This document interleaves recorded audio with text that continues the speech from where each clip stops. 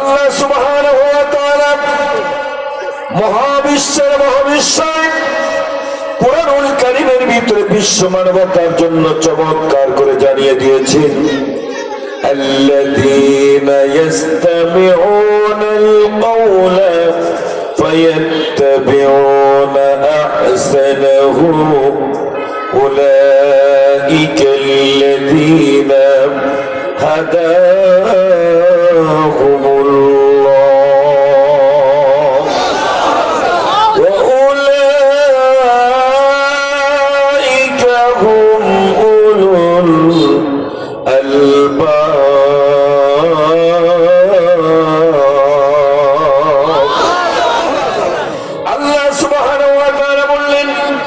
যারা শুনবে কোরআন, কি শুনবে?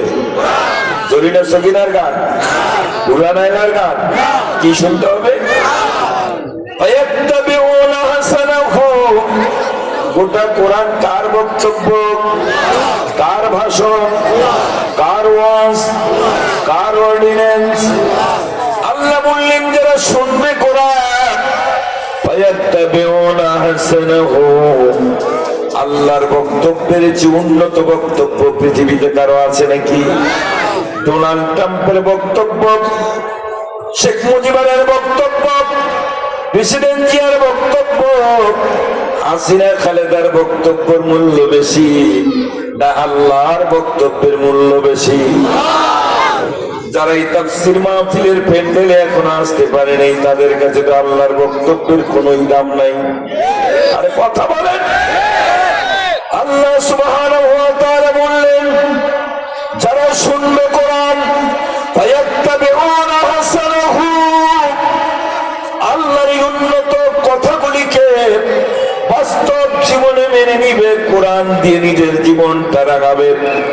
ব্যক্তি, পরিবার, সমাজ, রাষ্ট্র, অর্থনীতি, রাজনীতি, যুদ্ধনীতি, চুক্তিনীতি, বন্দিনীতি, আন্তর্জাতিক নীতি, সব ক্ষেত্রে আল্লাহর উন্নত বক্তব্যকে যারা বাস্তব জীবনে মেনে নেবে, আমার আল্লাহর বক্তব্য হলো আমার হিদায়াতের মালাটা আমি আমার ওই বান্দার গলায় পরিয়ে দেব। আল্লাহ সুবহানাহু ওয়া তাআলা আরো চমৎকার করে বিশ্ববাসীকে জানিয়ে দিয়েছেন ওয়ামান আরাদা আন যিকরি فإن له معيشة ضنكا ونحشره يوم القيامة أعمى قال رب لم حشرتني أعمى وقد كنت بصيرا। আল্লাহ সুবহানাহু ওয়া তাআলা বললেন যারা আমার জিকির কোরআন থেকে মুখ ফিরিয়ে নেবে, এমনি কোরআন থাকলে হবে না। অনেকে বলছে বাড়িতে কোরআন আছে, মসজিদে আছে, মাদ্রাসায় আছে, কিন্তু বাস্তবে কোরআনের কার্যকারিতা নাই। কথা বলেন ঠিক কিনা? 30 পারার কোরআন, 114টি সূরার এই কোরআনুল কারীমের একটা সূরার কার্যকারিতা বাংলাদেশে নাই। ও আল্লাহর বান্দারা, আল্লাহ সুবহানাহু ওয়া তাআলা বললেন যারা আমার কোরআন থেকে বিমুখ হবে, তার মানে এমনি কোরআন দেখলে হবে না, কোরআন শিক্ষা ব্যবস্থায় কোরআন থেকে বিমুখ নিজের সন্তানদেরকে কোরআনী শিক্ষায় শিক্ষিত করে নাই। দুনিয়ার যত ডিগ্রি আছে অর্জন করেছে, আবু জেহেলের সব ডিগ্রি ছিল, আবুল হাকাম ছিল, বুদ্ধিজীবীর বাবা ছিল। কোরআন কলিজায় না থাকার কারণে বিশ্বনবী বলেছে তুমি তো জ্ঞানী নয়, বুদ্ধিজীবী তো নয়, তুমি মূর্খ। শুধু মূর্খ না, তুমি স্বাভাবিক মূর্খ না, তুমি হলে মূর্খের আব্বা। কথা বলেন ঠিক কিনা? আবু জাহাল মানে মূর্খের আব্বা।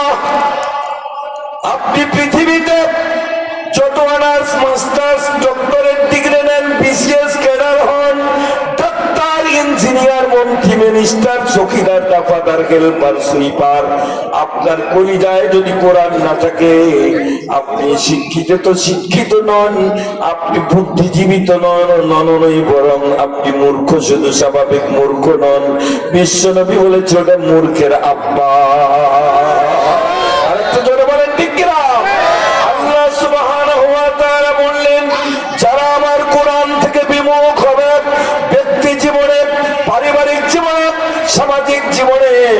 বিচারিক জীবনে, অর্থনৈতিক জীবনে, রাজনৈতিক জীবনে, পার্লামেন্টে, সর্বক্ষেত্রে যারা কোরআন থেকে বিমুখ হবে, আমি তার দুনিয়ার জীবনটাকে সংকীর্ণ করে ফেলবো। ও আল্লাহর বান্দার বাস্তব প্রমাণ আল্লাহ আমাদের চোখে আঙ্গুল দিয়ে দেখিয়ে দিলেন। বিগত জুলাই আগস্টের আন্দোলনের পূর্বে এদেশে দুর্দান্ত প্রতাপশালী শাসক ছিল, ভোট সেন্টারে যাওয়াই লাগে নাই, ওতে ভোট শেষ। ও আল্লাহর বান্দারা, কোরআনের কথা যারা বলে তারা তো বড় অপরাধী, বারবার চলে যেতে হয়, তাফসীরের মাহফিল থেকে আমরা অ্যারেস্ট হয়ে যাই। কোরআন ওয়ালারা বড় অপরাধী হিসেবে বাংলাদেশে ছিল, কথা বলেন ঠিক কিনা? বিশ্ব নবীর অনুপস্থিতিতে, যে সময় আল্লাহর নবী নাই, আল্লাহর নবীর সাহাবীরা নাই, নবী পরিবারের সদস্যরা নাই, ও আল্লাহর বান্দা চার মাযহাবের একজন ইমামও নাই, যে সময় ওই শাহজালাল শাহ মাকদুম শাহ পরান নাই, আল্লাহর ইসলামের প্রতিনিধিত্ব, আল্লাহর নবীর প্রতিনিধিত্ব যারা করেছিলেন আল্লামা সাঈদী সহ, তাদেরকে বিচারের নামে কোরআন প্রতিষ্ঠার অপরাধে তাদের বিরুদ্ধে সবচাইতে মিথ্যা অপবাদ দিয়া, মানে যুগের ঘৃণিত মিথ্যা অপবাদ দিয়া তাদেরকে দুনিয়া থেকে বিপাক করেছে, ফাঁসির মঞ্চে ঝুলিয়ে হত্যা করেছে, বিচারের নামে বিচার করে, কথা বলেন ঠিক কিনা? লেডি ফেরাউন আমেরিকাকে চিনেছে, ভারতকে চিনেছে, সবাইকে চিনেছে, কিন্তু আল্লাহকে আর আল্লাহর কালামকে চিনতে পারে নাই, কোরআন থেকে বিমুখ ছিল। আল্লাহ তার জীবনটাকে এমন সংকীর্ণ করেছিলেন, ওই 22 আইটেমের তরকারি আর ভর্তার চাটনি, ইলিশ আর ওই আপনার মুরগির গোস্ত আর ছাগলের গোস্ত, খাসির গোস্ত, গরুর গোস্ত, এরকম 22 আইটেমের তরকারি আর খানা পিনা টেবিলে রেডি। আল্লাহকে অনেক